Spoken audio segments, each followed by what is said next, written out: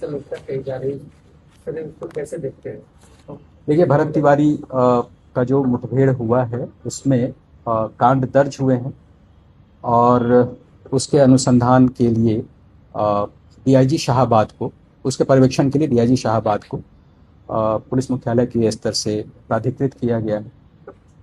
वो सभी एफएसएल और अन्य जो सुविधाएं हैं उसका इस्तेमाल करते हुए वैज्ञानिक अनुसंधान कराएंगे, इस बात के लिए उनको निर्देश दिया गया है।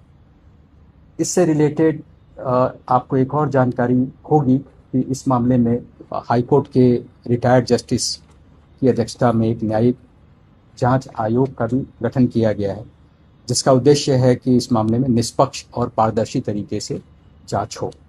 टोटल कितने एफआईआर हुए हैं सर? उसमें 2 एफआईआर हुए।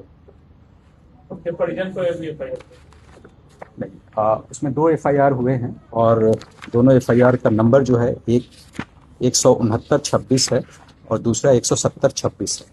सर, कितने पुलिसकर्मियों पर इस मामले में कार्रवाई हुई है और आखिरकार गोली चलाने का दिशा निर्देश किसने दिया? देखिए, ये सब सारी बातें जो हैं वो एफआईआर में हैं, जो पब्लिक डॉक्यूमेंट है आप उसको देख सकते हैं। दूसरा ये कि इस मामले में लापरवाही जो है इस परिप्रेक्ष्य में सामने आई है कि जब पहली बार वो 16 तारीख को हमारे पदाधिकारी वहाँ गए थे तो उसमें जो अभियुक्त था उसको उन्होंने ठीक से हैंडल नहीं किया, टाइमली उसको नियंत्रण में नहीं ला सके और उसका वीडियो वगैरह वायरल हुआ।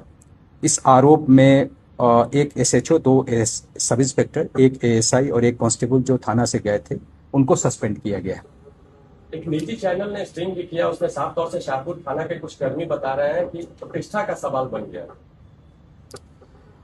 ये मामला जो है चूंकि न्यायिक जांच में है इसलिए पुलिस के स्तर से इसमें कोई भी बयान देना उचित नहीं होगा। ये सबजुडिस करना होगा, मैटर को प्रेजुडिस करना होगा रादर। तो इसलिए हमें उस पर न्यायिक जांच आयोग के मामले में कोई दखल नहीं देना चाहिए। सर, आप लोग उपलब्धि बताइए, बहुत सारी कितनी गिरफ्तारियां हुई, तो क्या इनकाउंटर की उपलब्धि है आप लोग की, उसमें कितना आपने इनकाउंटर किया उसके बारे में कुछ डेटा है? देखिए, इनकाउंटर कभी भी उपलब्धि नहीं मानी जा सकती, लेकिन एट द सेम टाइम यह भी कहना उचित होगा कि जहाँ भी हमारी अपनी जान को खतरा होगा वहाँ सेल्फ डिफेंस में पुलिस जो है वो आत्मरक्षार्थ गोली चलाती है और इस क्रम में यदि सामने वाला अभियुक्त को गोली लगती है तो वो कानून के तहत एक एक्सेप्शन, उसमें हमें आत्मरक्षार्थ गोली चलाने का अधिकार दिया गया है। वीडियो में दिख रहा है सर कि सिलेंडर करने के बाद मैं पूरी घटना हुई, आसपास के लोग मैं इस बारे में यही कहना चाहूँगा कि न्यायिक जांच आयोग के तहत ये मामला है और उसमें हमारे स्तर से कोई भी बयान देना उचित नहीं होगा। डीआईजी शाहाबाद इस कांड के अनुसंधान के लिए प्राधिकृत किए गए हैं, हमें उसका इंतजार करना चाहिए।